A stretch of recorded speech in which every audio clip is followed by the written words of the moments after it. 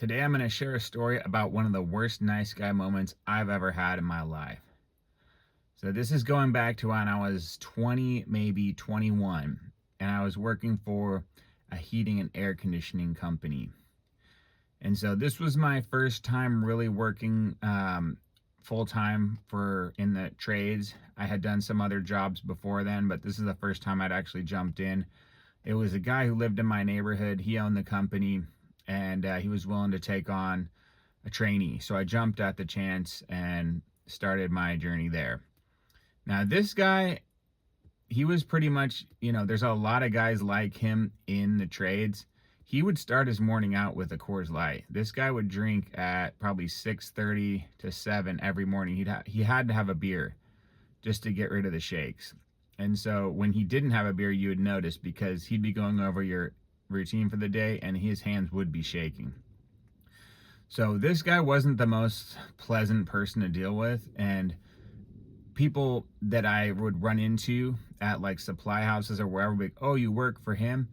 Wow, not a lot of people have lasted with him. People usually don't stay too long.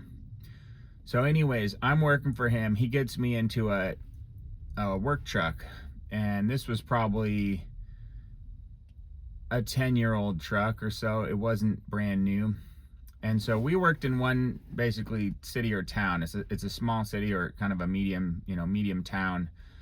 And occasionally we'd drive about an hour to get to a job.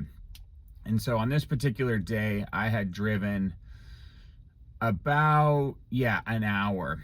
And on the way back, this truck broke down.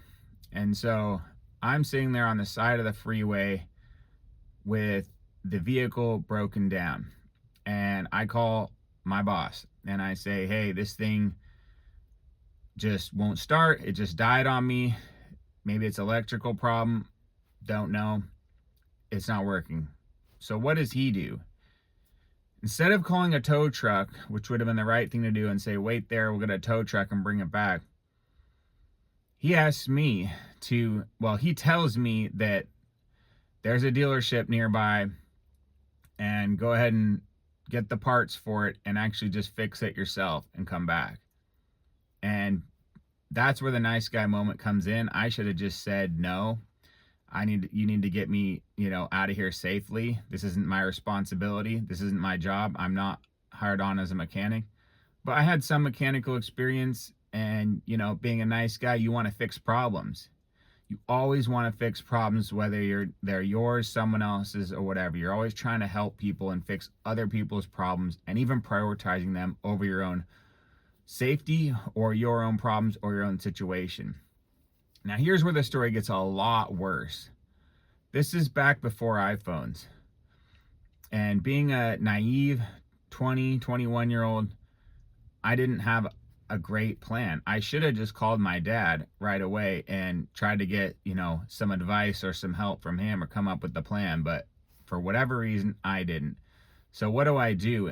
Instead of getting, let's say, even a taxi. Oh, okay. Now it's all coming back to me. The reason I for some reason couldn't get a taxi, I think it was like the dealership was about to close. For whatever reason, I didn't.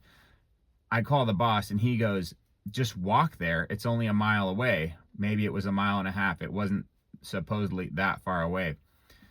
Well, the problem is you can't just walk on the side of the freeway. And this was in a place where it was kind of like in between two towns, sort of like not way out there, but is like, imagine there's the edge of one town and the edge of the next town, and they're like a mile or two away. There's a giant riverbed that runs in between them. And so there's not a sidewalk or there's no side streets at all to get there.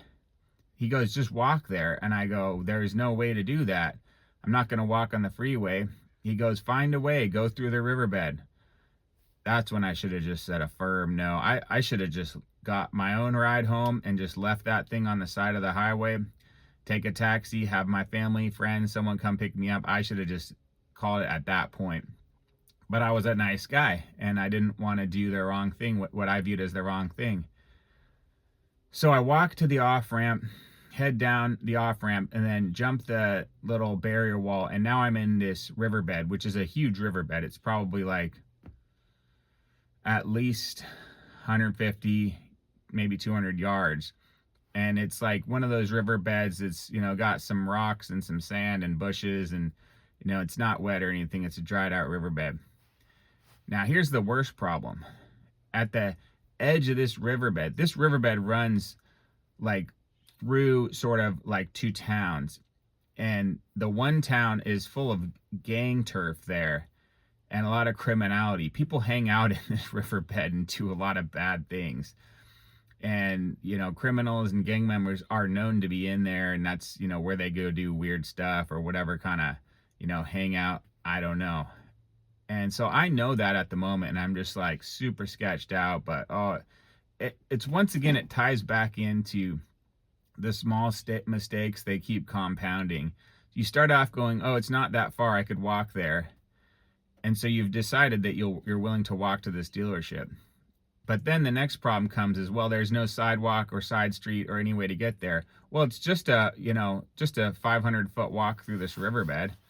And so all these things, they keep building up, and mistake after mistake keeps going. So I did make it through that, and it was very sketch. Luckily, no one was in there, but you never know. Just you're alone, and anyone can come up and do whatever they want if they pull out a knife, gun, whatever. So I made it through there. I made it to the dealership. Then I picked up the parts. I had the dealership bring me back there. I finally got the part on. It was like an alternator. Then I had to call someone. I don't even remember how, but I somehow got the thing started, and I actually got it running, but it died out or something. I don't remember the details, but somehow I made it home, and luckily I was safe. So I get it back. The next day I go into work, and we meet at the office where the shop for meet the boss there in the morning. And what does he do? Does he say, hey, thanks for taking care of that and getting the thing back and saving me on a tow truck and the hassle of having it break down, an hour outside of town? Of course not. He hassles me saying, hey, you don't keep an eye on your gauges. How come you didn't see that coming? You let the truck break down on you. He starts giving me a lot of flack. Luckily, I finally did have enough at that point and wasn't just an insanely bad nice guy. So I just told him that I'm done. And at that point, I actually quit on the spot and walked away. So there is some redeeming moment in this whole thing. But this was a situation that was just completely out of control.